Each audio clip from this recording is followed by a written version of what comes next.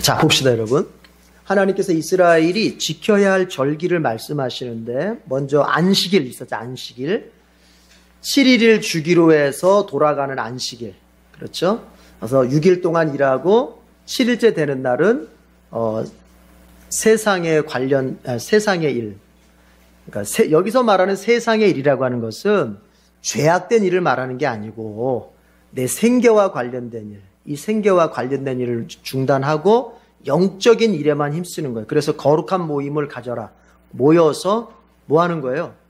하나님과 나와의 관계에만 집중하는 거, 하루 종일. 그것만 집중하는 거예요. 그래서 이제, 내가 돌아보고 회개할 거 회개하고 하나님 앞에 새롭게 결심을 이런 것처럼. 그렇게 해서 이제 안식일. 그 다음 뭐가 있으면 6월절이 있었죠. 6월절.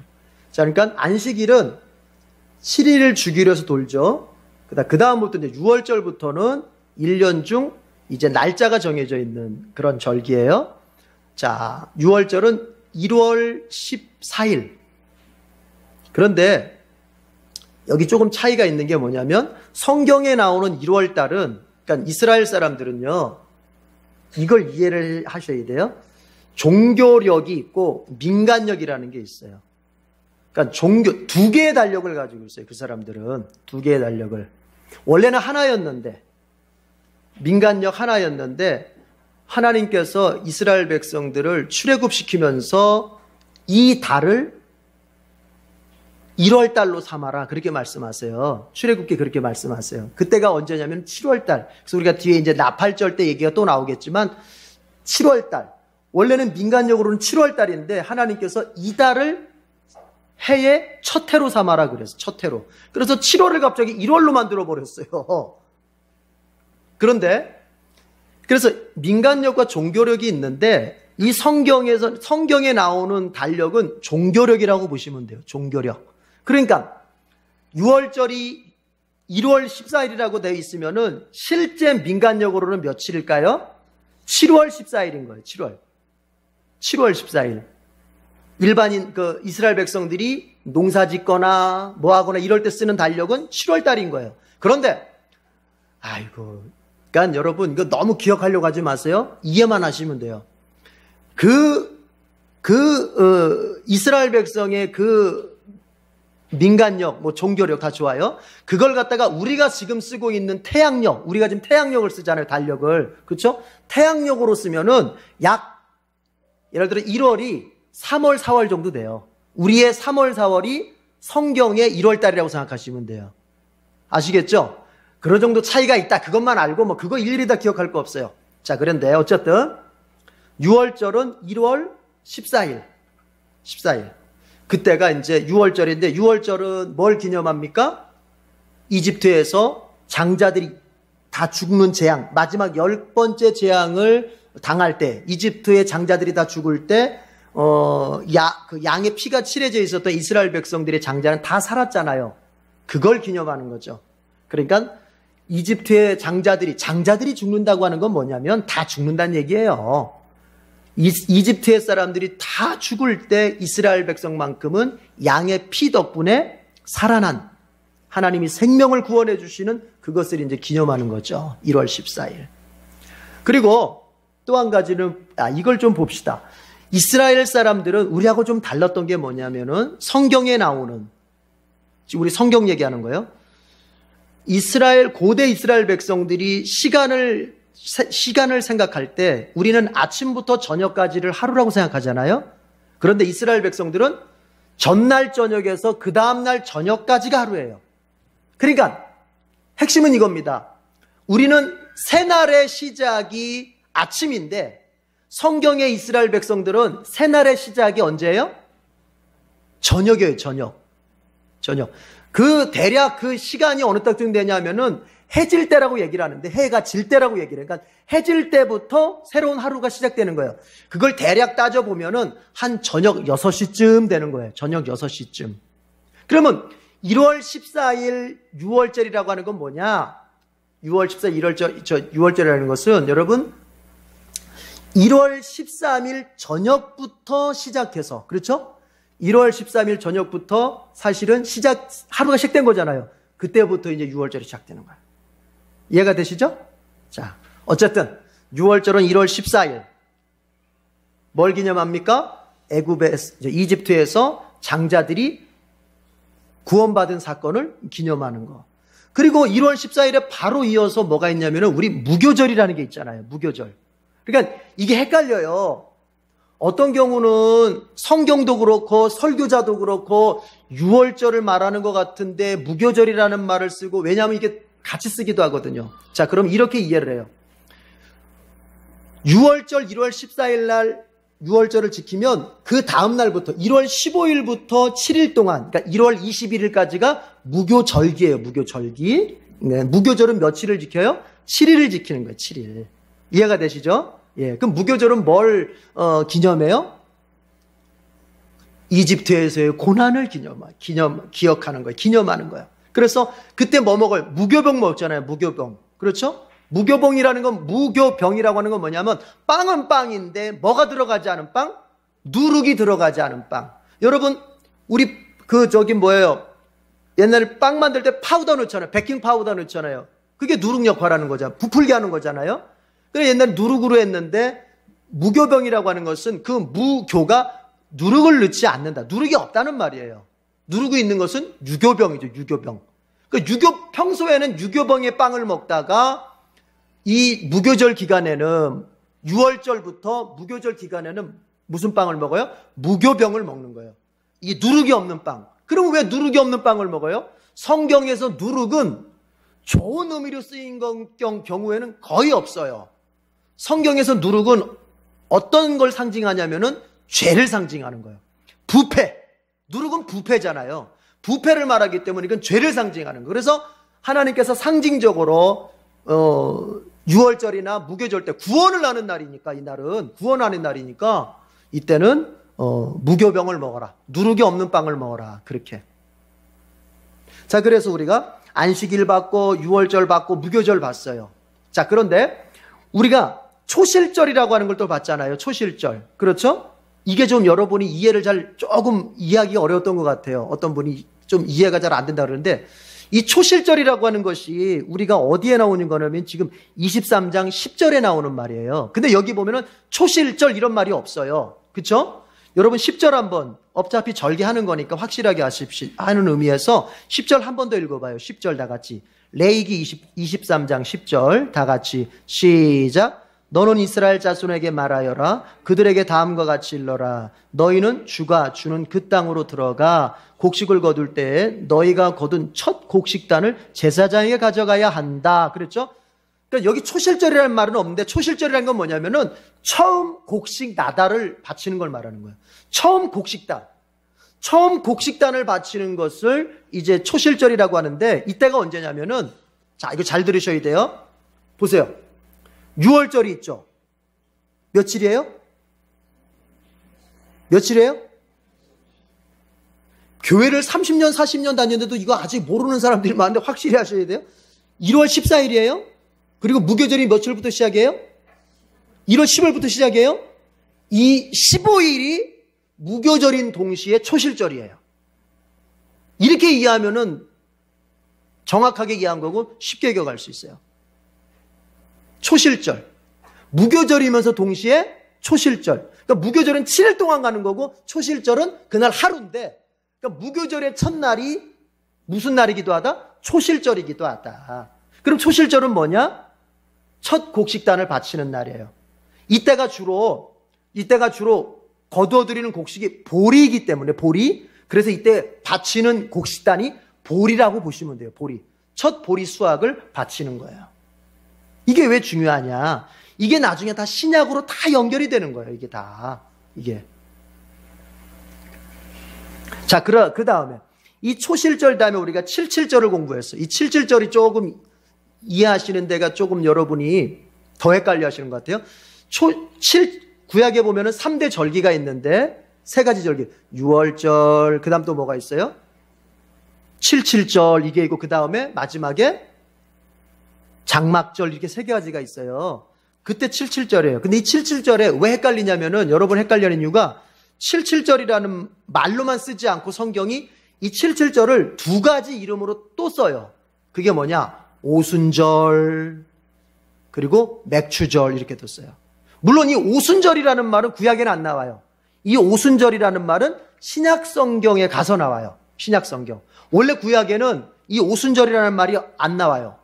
그냥 이때도 첫 곡식을 바치는 때 뭐 이런 식으로 나오지 오순절 이런 말은 안 나와요. 그런데 우리가 신약까지 통틀어서 볼 때 77절, 오순절, 맥추절 이렇게 불러요. 근데 다 이름마다 강조점이 달라서 그래요. 77절은 왜 77절이냐? 자, 아까 다시 정리해봐요. 6월절이 며칠이에요? 1월 14일. 무교절이 며칠이에요? 15일부터 시작이죠. 그러면서 동시에 무슨 절? 초실절이죠. 자, 그러면 77절은 뭐냐면은 이 무교절부터 50일째 되는 날이 77절이에요. 하나, 둘, 셋, 넷, 세 가지고. 그렇죠. 그런데 그게 왜 그러냐면은 이 무교절 절기부터 몇 주간이 지나요?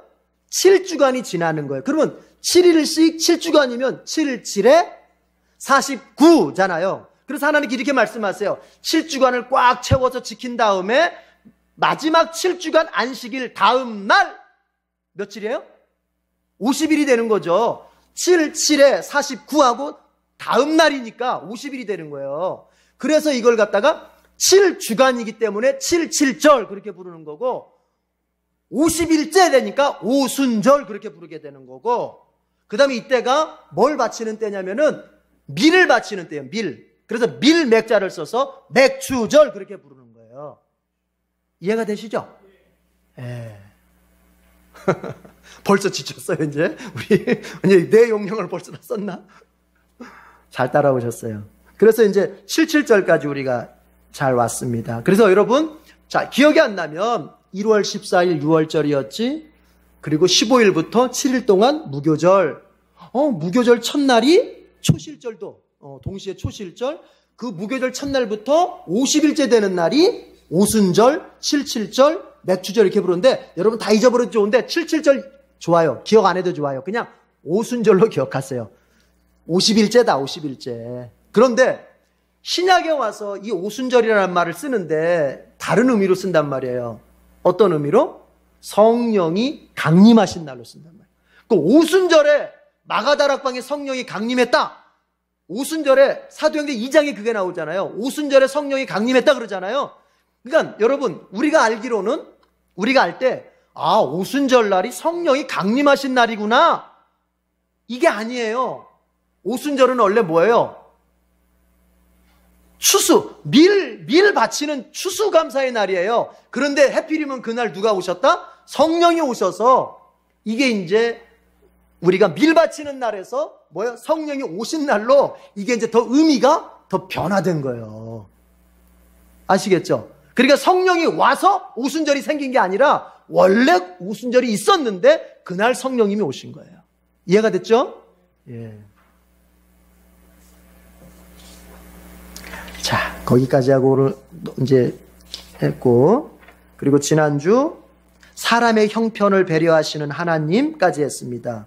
77절 때 하나님께서 2번 모이지 마라. 한 번만 모여라. 왜요?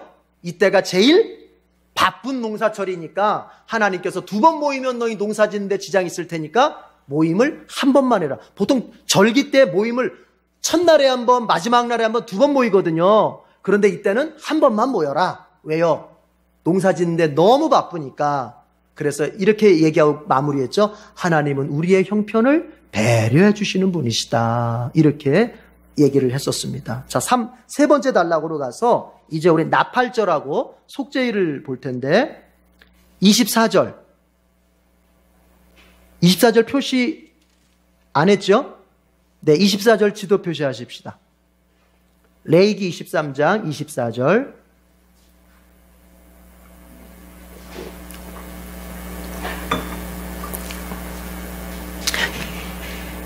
이제 세 번째 단락은 7월달 절기를 얘기해요. 7월달 절기. 이 절기가 7월에 다 몰려 있는 거예요. 7월에. 7월 1일, 7월 12일, 7월 15일. 이 7월달에 다 몰려 있어요. 자, 첫 번째 24절 다 같이 읽읍시다. 시작. 너는 이스라엘 자손에게 다음과 같이 일러라. 일곱째 달, 그 달 초하루를 너희는 쉬는 날로 삼아야 한다. 나팔을 불어 기념일임을 알리고 거룩한 모임을 열어야 한다. 일명 나팔절이라고 부릅니다. 나팔절. 왜 나팔절이냐? 나팔을 불어서 기념일을 선포하고, 나팔을 불어서 모이라고 하고, 나팔을 불어서 하나님 앞에 주의를 집중시키는 거거든요. 나팔절. 그런데 여러분, 아까 제가 이런 얘기했죠? 이스라엘의 종교력은 민간력, 그러니까 이스라엘의 종교력 1월달은 1월달이라 그랬는데, 원래는 여러분 민간력으로 보자면은 7월달이 새해예요, 새해. 다르다 그랬죠? 종교력하고 민간력이 다르다 그랬죠? 이게 농사를 짓기 위해서 우리가 그러니까 일반적으로 쓰는 달력은요, 그 사람들한테는 7월달이 1월달이에요. 그러니까 여기 7월절기라고 하는 게 사실은 일반 달력으로 보면은 이스라엘 사람들한테 몇 월이에요? 1월. 새해가 되는 거예요, 새해가. 또 다 잊어버려도 좋아요. 어쨌든 7월달이 새해다. 그것만 알면 돼요. 그러니까 하나님께서 7월 1일 날 나팔을 불어서 거룩한 모임을 갖고 하나님 앞에 제사 드리면서 이렇게 하라 이렇게 하라는 건 뭐냐면 7월 1일이 사실은 무슨 몇 월 며칠? 1월 1일이에요. 1월 1일. 그러니까 신년을 어떻게 하나님과 함께 시작하는 거예요. 하나님이 그걸 알려주기 위해서 이때는 나팔을 한 번 불고 마치는 게 아니에요. 시간을 정해놓고, 뭐, 1시간이면 1시간 만에 한 번씩, 뭐, 내지는 뭐, 2시간 한 번씩, 시간을 정해놓고, 이게 규칙적으로 부는 거예요, 규칙적으로. 하루 종일. 그럼으로써 뭐냐, 여러분, 핵심은 이겁니다. 신년을 누구와 함께? 하나님과 함께. 그걸 다르게 얘기하면, 여러분이 신년만 그러겠어요? 아니죠? 새 해도 물론이고 새 달, 그리고 새로운 한 주, 그리고 새로운 하루, 새날도 누구와 함께? 하나님과 함께 시작해야 된다는 거예요. 어디 그게 시간만 그러겠어요? 자, 여러분이 어떤 마음에 어떤 일을 계획하고 있어요. 자, 내가 새 일을 좀 해봐야겠는데, 직장을 좀 옮겨봐야 되겠는데, 내가 좀 이런 가정에 이런 것들을 좀 계획하고 있는데, 그 새 일을 내가 계획하고 내가 임의대로 이렇게 뭐 사람 찾아다니면서 하고 환경을 만들고 이게 먼저가 아니라 그 새롭게 시작하는 그것을 누구와 함께 시작한다? 하나님과 함께 시작하는 거예요. 이게 나팔절의 의미예요. 그래서 신자는, 성도는 무슨 일을 하든지 항상 하나님께 예배가 먼저가 되는 거예요. 예배가 항상 뭘 하든지. 여러분, 하다못해 우리가 아침, 점심, 저녁 밥을 먹을 때도 여러분 밥부터 먹습니까? 뭐부터 합니까? 기도부터 하는 거예요. 왜요? 밥 먹는 것조차도 하나님과 함께 시작하는 거예요. 이게 별거 아닌 것 같아도요, 여러분, 이 훈련이 별거 아닌 것 같아도 이게 굉장한 믿음 훈련입니다. 아침밥 먹기 전에 기도, 점심밥 먹기 전에 기도, 저녁밥 먹기 전에 기도, 더군다나 내가 공공의 식당에, 공공의 자리에서 내가 무엇을 먹기 전에 하나님 앞에 기도하면서 내가 기도하고 먹는다. 여러분, 이거 큰 아주 믿음의 훈련인 거예요. 네. 여러분, 모든 시작을 하나님과의 관계 속에서 시작하시길 바랍니다. 예. 여태까지는 내 중심대로, 그냥 내 마음대로, 내가 주인 돼서 무엇인가를 계획하고 시작했다면 이제 그걸 딱 내려놓는 거예요. 내려놓고 하나님과 함께 시작하겠습니다. 그럴 때 하나님이 책임져 주시고 인도해 주시고 그것이 잘 되도록 하나님이 이렇게 저렇게 보호해 주시는 거예요. 아니, 시작은 내 마음대로 놓고 나중에 가서 뒷북쳐. 하나님은 왜 이렇게, 이러면 안 돼요. 언제부터? 시작부터 하나님을 모셔야 돼요. 시작부터. 자, 나팔절은 바로 그것을 말해주고 있다. 시작, 진행, 끝. 하나님과 함께함으로 여러분의 인생과 가정이 늘 잘 되어지기를 축복합니다. 자, 이 27절 지도 표시하십시다. 27절 지도 표시합니다.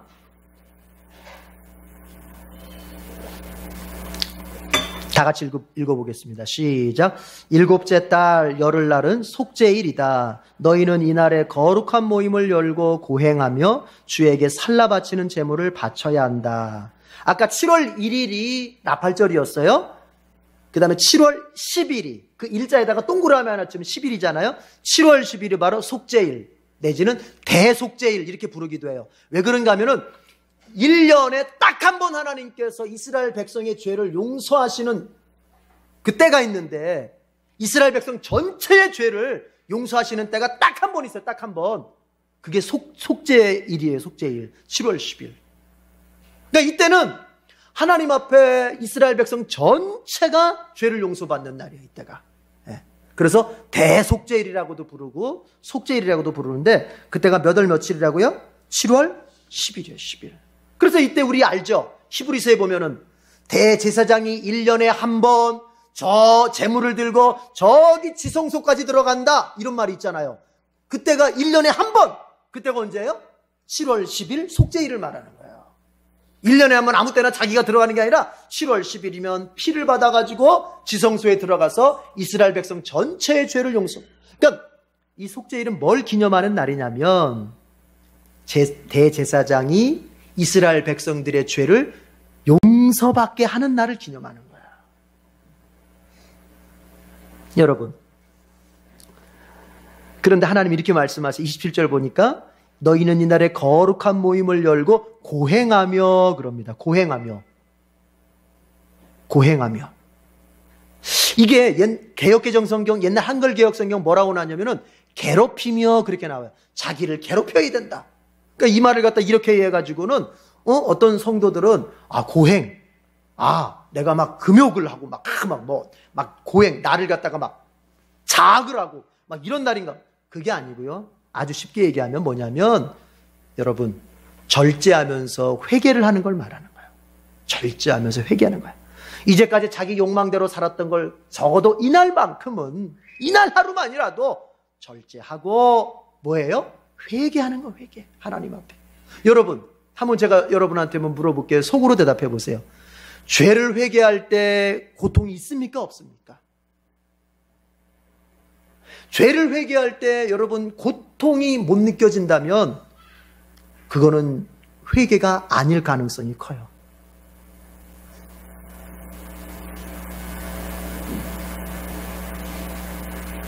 자기 죄를 하나님 앞에 정말 어떤 죄를 하나님 앞에 회개하려고 회개할 때 여러분 죄대로 회개하면 이 가슴이 찢어집니다.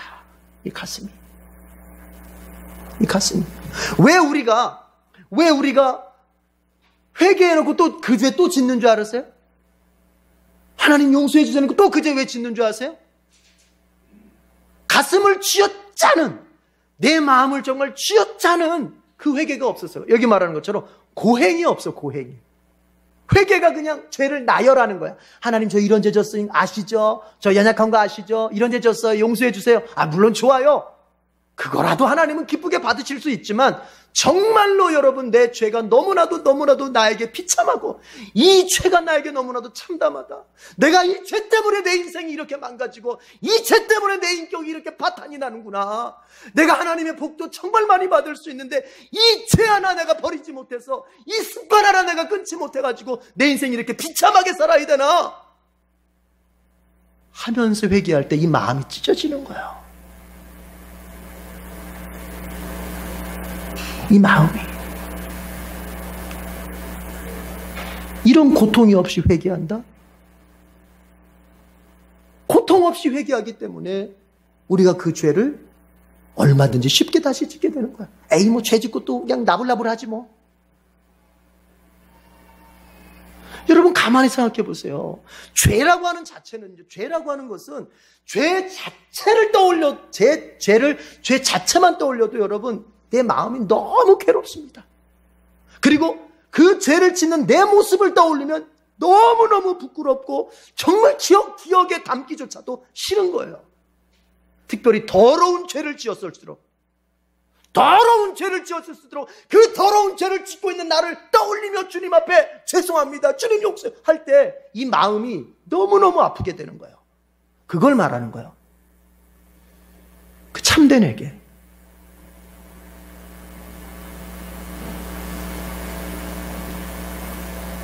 회개는 장난하는 게 아니에요.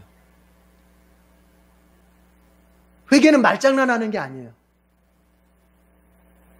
물론 그것이 행동으로 변화돼야 되겠죠. 그렇죠? 행동으로 변화돼야 되겠지만 그 전에 뭐냐? 이 마음에 찢어짐이 있어요. 찢어짐이. 그 죄만 생각해도. 여러분, 우리가 너무 뻔뻔하게 사는 이유가 뭔지 아세요? 마음으로 하나님 앞에 회개를 안 해요.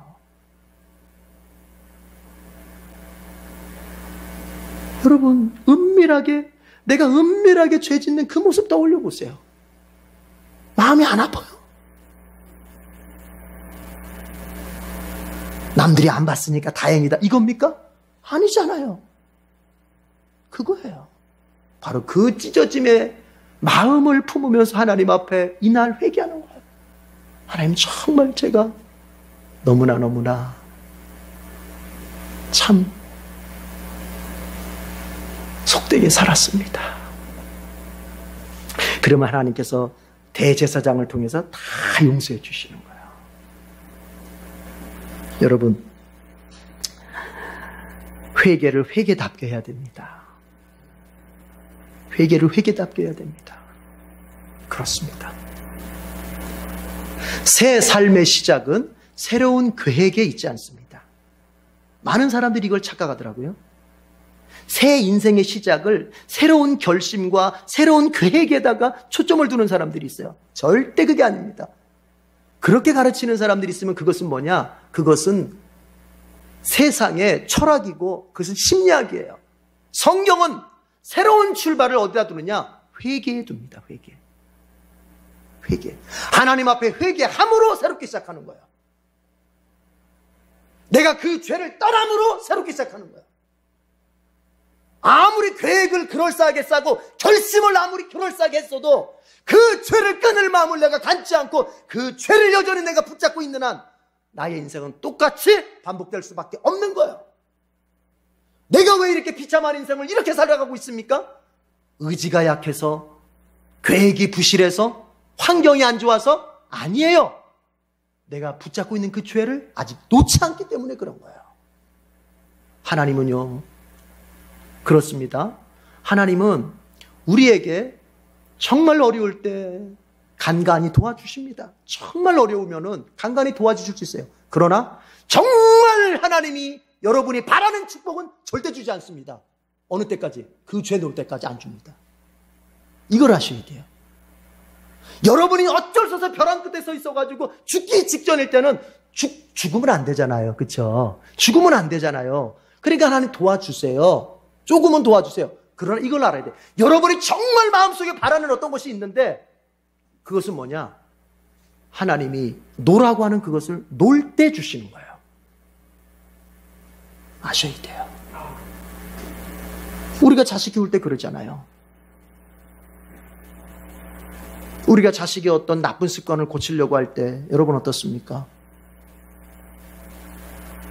그에게 우리가 나쁜 습관을 고치라고 이렇게 잘 이게 가르쳐주고 할 때 잘 안 들어요. 그러면 정말 좋은 것은 안 줍니다. 그러나 그 자녀가 위험한 일을 당한다든지 그럴 때는 내가 즉각적으로 내가 도와주는 건 있죠. 그러나 정말 좋은 건 안 줍니다. 어느 때까지? 그거 놓을 때까지 안 줍니다. 그럼 뭐냐? 여러분이 정말 원하는 어떤 것이 있다면 그것을 하나님을 꼭 받고 싶다면 딱 하나예요. 내가 죄를 회개하고 죄에서 떠나야 돼요. 하나님께서 우리에게 좋은 것을 주시는 것을 수단으로 사용하시는 거예요. 수단으로. 인간을 아시니까 인간이 얄팍하잖아요. 그러니까 하나님이 이 상을 수단으로 사용하시는 거예요. 어떻게? 이걸 바라보고서라도 그 버릇, 그 습관 고쳐라 하시는 거예요. 아시겠어요?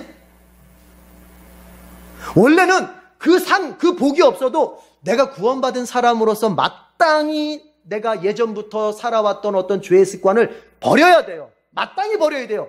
그러나 그러기엔 아직 내가 부족할 때 하나님이 뭘 사용하시느냐? 너에게 내가 이 좋은 거 줄 테니까 이거 바라보고서라도 이걸 받기 위해서라도, 아시겠어요? 조건을 걸고서라도 나를 어떻게 하시겠다? 나를 바꿔가시려고 하시는 거예요. 왜? 그래야만 내가 예수 믿는 사람의 내적인 기쁨, 정말 예수 믿는 사람이 예수님 말씀하신 세상이 줄 수 없는 그 기쁨을 내가 그때 누릴 수 있기 때문에 그래요. 여러분, 우리 착각하면 안 됩니다. 참 제가 여러 번 얘기했기 때문에 우리 에덴교 교인들은 다 알 거예요. 착각하면 안 돼요. 뭘요? 세상 환경이 좋아서 기쁜 그것을 주님이 주신 기쁨이라고 착각하지 마세요. 그건 주님이 주신 기쁨이 아니에요. 예수님은 분명히 말씀하셔요. 내가 주는 기쁨은 세상 것과 같지 않다 그랬어요. 세상 것과 같지 않아요. 그게 무슨 말이에요? 세상의 기쁨은 여러분 무엇을 통해서 얻습니까? 환경을 통해서 얻어요. 소유를 통해서 얻어요. 나의 범사의 형통을 통해서 얻어요. 예수님이 주시는 기쁨은 그것과 같지 않다는 거예요.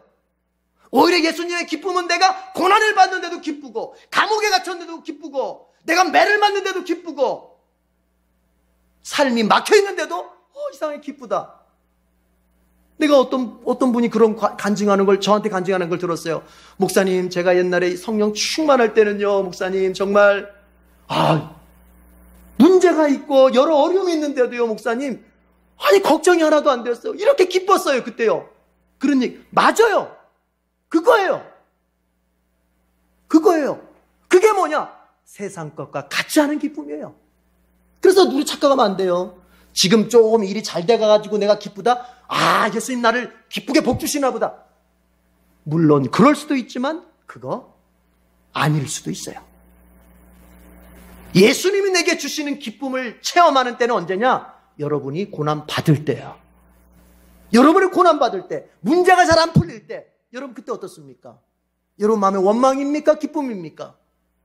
지금 조금 어렵습니다. 원망입니까? 기쁨입니까? 주님의 기쁨은 그때 빛을 발하는 거예요. 그런데 그게 누구에게 임하느냐? 그 기쁨이, 주님의 기쁨이, 세상 것과 같지 않은 그 주님의 기쁨이 누구에게 임하느냐? 여러분, 내가 옛사람일 때 붙잡았던 그것을 이제 내려놓는 사람에게만 그게 오는 거예요. 예수 믿으면 모두가 구원받습니다. 맞죠? 아멘? 예수 믿으면 모두가 구원받습니다. 그러나 예수님의 기쁨은, 신앙생활 중에 예수님의 기쁨은 거룩하게 된 사람만 받습니다. 네. 그걸 알아야 돼요. 자, 그런데 그게 뭐냐?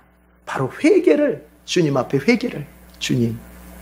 여러분, 이 회개의 수준이 낮은 사람일수록요, 회개하면은 뭐밖에 안 보이냐면은 행동밖에 안 보여요. 행동. 내가 행동으로 지은 죄밖에 안 보여요. 회개의 수준이 낮은 사람일수록 뭘 못 보느냐? 내가 마음으로 짓고 있는 죄를 못 봐요. 내 마음으로 짓고 있는 죄. 여러분, 하나님께서 이사야를 통해서 이스라엘 백성들에게 뭘 말씀하신 줄 아십니까? 이 백성이 입술로는 나를 존경하되 마음으로는 내게서 멀도다 그러셨어요. 입술로는 하나님을 존경해.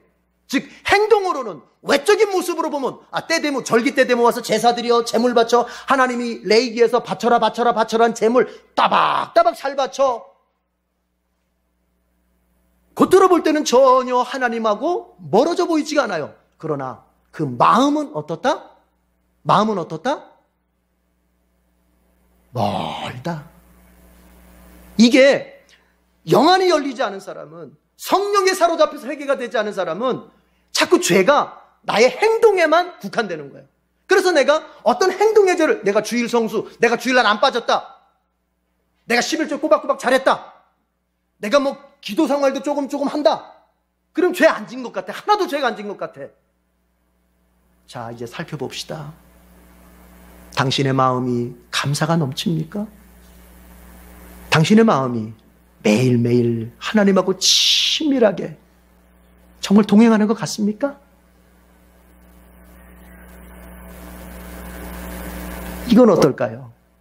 여러분 마음에 교회 지체 중 미워하는 사람 없습니까? 그런 것들은 안 보이는 거예요, 이게. 안 보여요. 왜냐? 아직 행동으로 안 나왔거든요. 여러분, 하나님께서 나는 외모가 아니라 사람의 중심을 본다. 마음을 봐요. 그래서 이게 성숙하게 회개하는 사람은 행동의 죄는 물론이고 내가 행동의 죄를 거룩하게 가진 것 같아도 내 마음을 살펴보니 하나님한테 너무 멀다. 내 마음을 살펴보니 내가 누군가를 정말 이 마음속에 용서하지 못하고 미워하고 있구나. 이거를 크게 보는 거예요. 이거를 크게 보면서 이것 때문에 울고 이것 때문에 철회하고 이것 때문에 금식하고 이것 때문에 주님 앞에서 대굴대굴 구르게 되는 거예요. 여러분, 우리 가정에 주님 이런 문제 해결해 주십시오라고 금식은 해봤지만 주님 내가 누구를 너무 미워합니다. 내가 누구를 너무 원망합니다. 그것 때문에 3일 금식, 15일 금식, 아니 40일 금식 해본 적 있습니까? 그게 뭐냐? 우리는 외적인 것에 대해서는 관심이 크고 행동에 대해서는 관심이 크지만 뭐에는 관심이 없다? 나의 내적인 거. 하나님이 살피신다고 하신 중심에는 관심이 없어요. 그러니까 회개기도 합시다 그러면은 회개기도 합시다 그러면은 뭘 회개해야 되나? 내가 주일날에도 왔고 나 헌금도 했고 새벽기도도 나왔고 만나는 사람한테 내가 예수 믿으라고 전도도 한 것 같은데 뭘 회개해야 되나?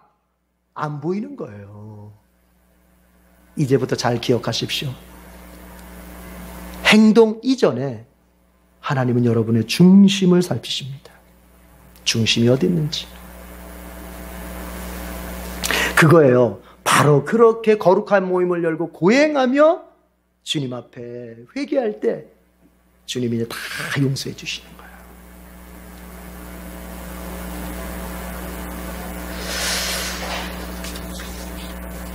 여러분 가만히 보세요.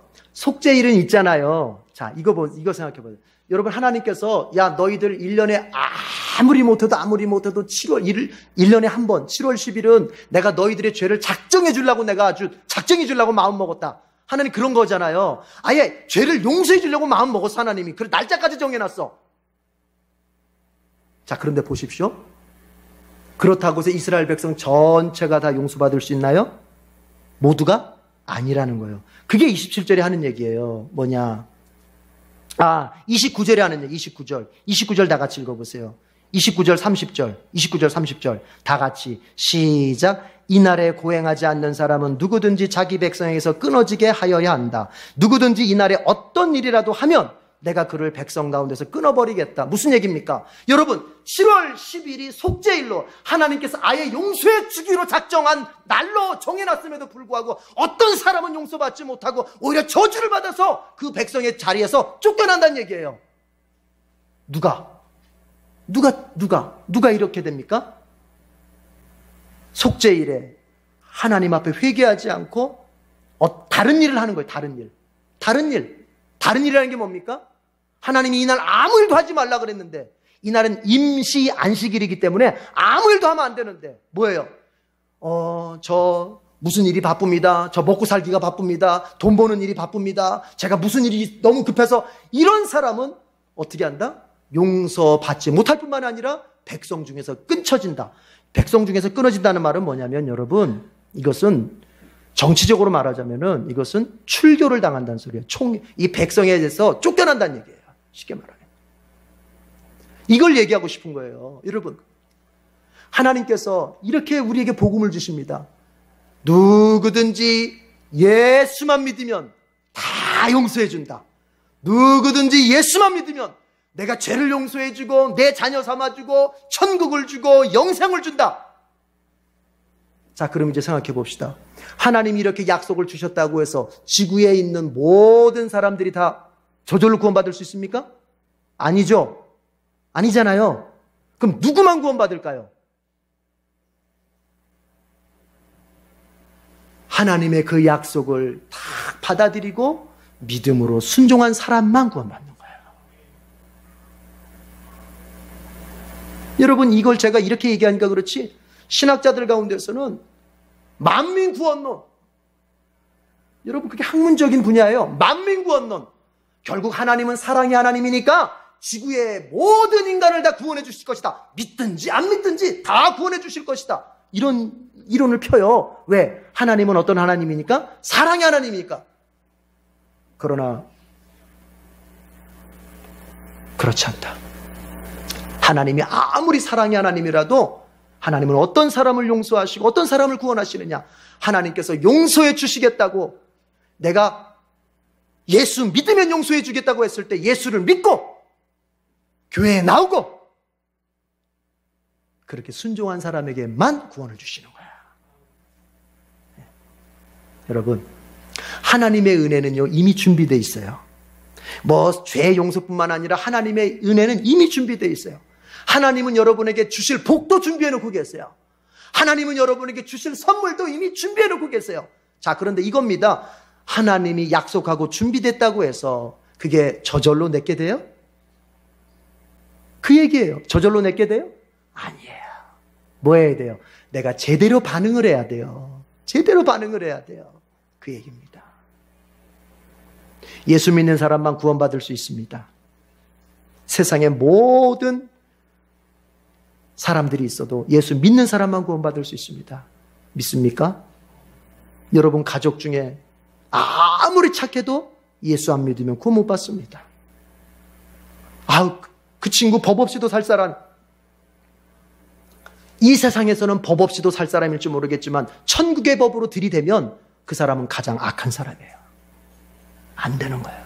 하나님의 법에 맞춰보면 악한 사람이에요. 하나님은 항상 여러분을 준비해놓고 계십니다. 믿음으로 잘 반응하셔서 여러분은 죄 용서도 받고 하나님이 준비하신 복도 받고. 속죄일입니다. 대속죄일. 자, 마지막 34절 지도 표시하겠습니다. 34절.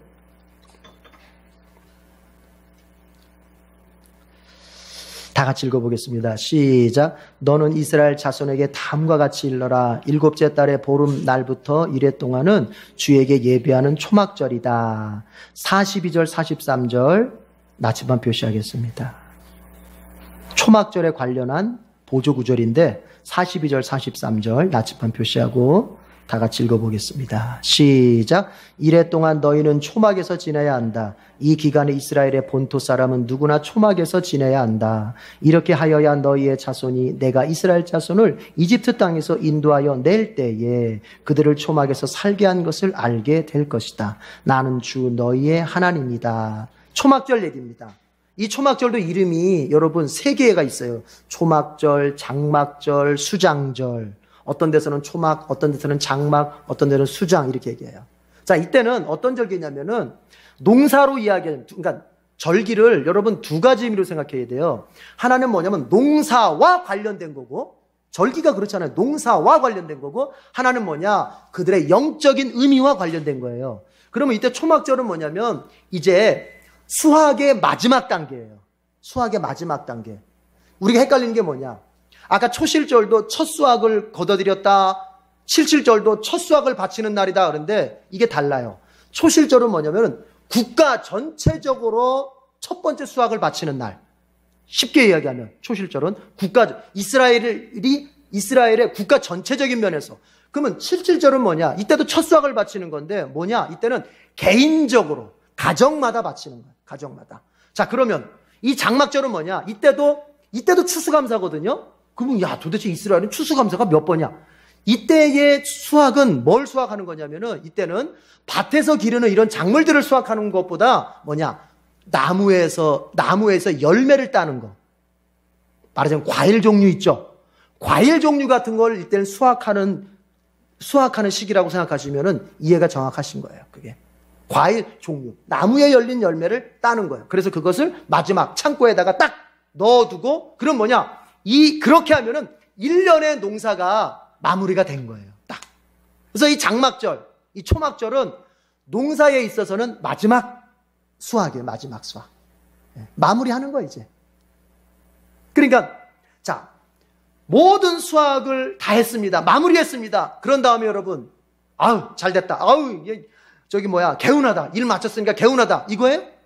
아니죠. 하나님이 이 수확을 주셨잖아요. 그러면 여러분, 내가 거둬들인 수확물들 창고에다가 잘 보관하면 그걸 끝난 거예요? 아니죠. 진짜 마지막 단계 남았잖아요. 그게 뭐예요? 하나님 앞에 감사의 제사를 드리는 거예요. 그게 바로 일주일 동안 7월 15일부터 21일까지 감사의 제사를 드리는 거예요. 감사의 제사. 이때가 장막절 절기다. 농사에 있어서는. 그러니까 하나님 앞에 지금까지 우리에게 이러한 은혜를 베푸셨어. 이런 수확을 베푸셨어. 너무 감사해. 하나님 앞에 감사의 제사를 드리는 시기가 바로 이때. 그래서 우리는 추수감사와 이게 연계가 있어요. 추수감사와. 여러분 생각해 보세요. 여러분의 가정 속에 이루어진 모든 물질적인 거, 여러분의 수확, 내가 애써서 내가 벌었다. 이러면 감사가 없어요. 그러나 여러분, 하나님이 벌게 하셨고 하나님이 얻게 하셨다. 이럴 때 감사가 나오는 거예요. 신자는 항상 내가 노력했는데 여러분 그 근본적인 원인을 어디서 찾느냐? 하나님에게서 찾는 거예요. 그러다 보니 뭐가 나와요? 감사가 나오는 거예요. 하나님이 나를 건강하게 하셨기 때문에 내가 일할 수 있었고, 하나님이 나에게 일터를 주셨기 때문에 일할 수 있었고, 하나님이 나에게 이러저러한 환경으로 인도해 주셨기 때문에 내가 지금 이만큼의 수입을 얻을 수 있었던 거예요. 맞지 않습니까?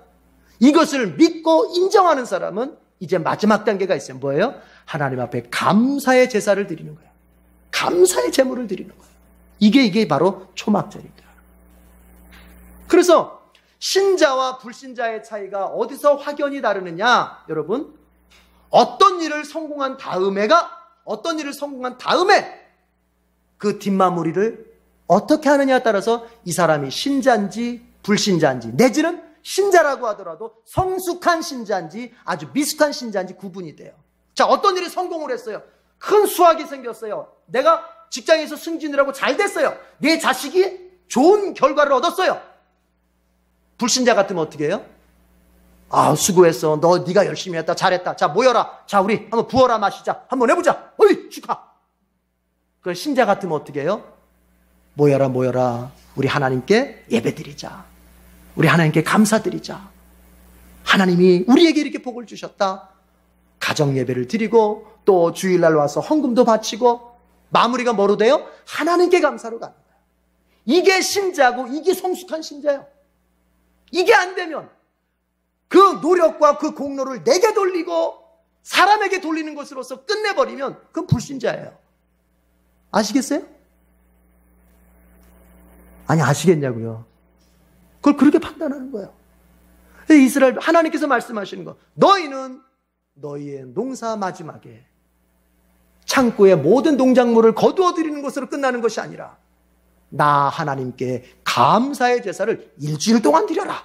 그렇게 하는 거예요. 그게 바로 이 초막절의 농사적 의미입니다. 그러면 이게 여러분 영적인 의미가 뭐예요? 이 초막절은 뭐냐면은 이스라엘 백성들이 출애굽한 다음에 40년 동안 어디서 살았어요? 광야에서 살았잖아요. 그 광야에서 산 걸 기념하는 거예요. 여러분 광야에서 살았어요. 그때 어땠어요? 이것도 감사거든요. 광야에서 살았어요. 근데 하나님께서 그 광야에서 어떻게 해주셨어요? 보호해 주셨잖아요. 이스라엘 백성이 40년 광야 지나갈 때 어떻게 하셨어요? 구름기둥, 불기둥으로 길을 인도해 주셨죠. 구름기둥으로 태양빛 가려주셨죠. 불기둥으로 저녁에 추위를 막아주시고 야생동물 내쫓아 주셨죠. 또 하늘에서 만나와 메추라기가 내려서 먹게 하셨죠. 물이 없으면 반석을 터뜨려서 물을 마시게 하셨죠. 아말렉 그런 적군이 쳐들어오면 무기 하나 없고 힘 하나 없는 사람들이 오직 모세가 두 손 들고 기도했더니 그거 하나로 이기게 하셨죠.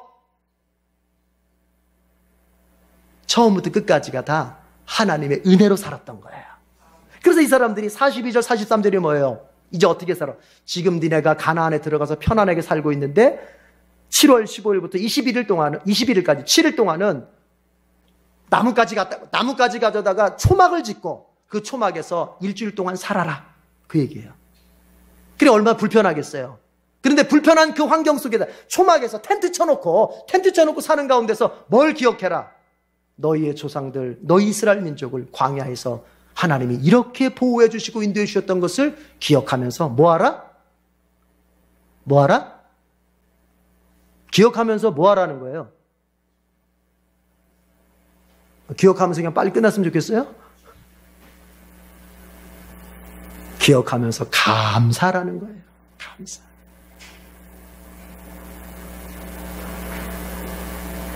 지난 일을 기억하면서 감사라는 거예요. 그러면 여러분, 자, 이것만 하고 마칠게요. 지난 일을 기억하면서 감사할 때 우리한테 유익된 게 뭐예요?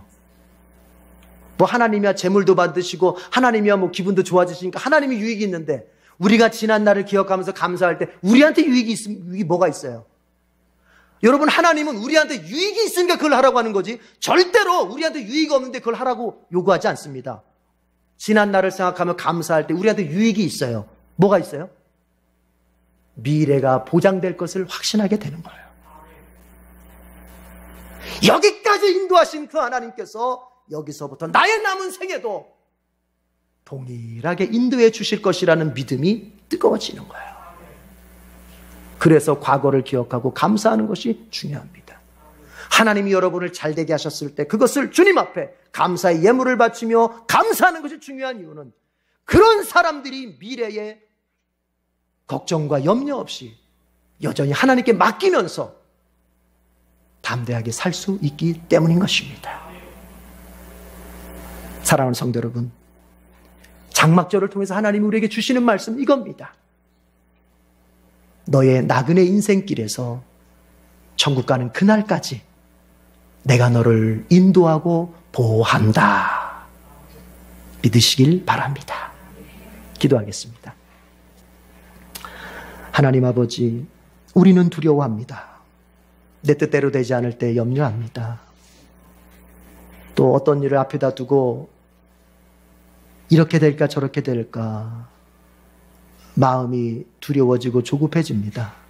그러나 주님, 오늘 마지막 단락에서 장막절을 통하여 하나님 우리에게 말씀해 주시기를, 이스라엘 백성을 40년 동안 광야에서 인도하시고 보호하신 하나님이신 것처럼 영적 이스라엘인 우리도 우리의 인생길, 이 광야 같은 인생길, 험난한 인생길에서 홀로 두지 않고 인도하시고 보호하신다는 사실입니다.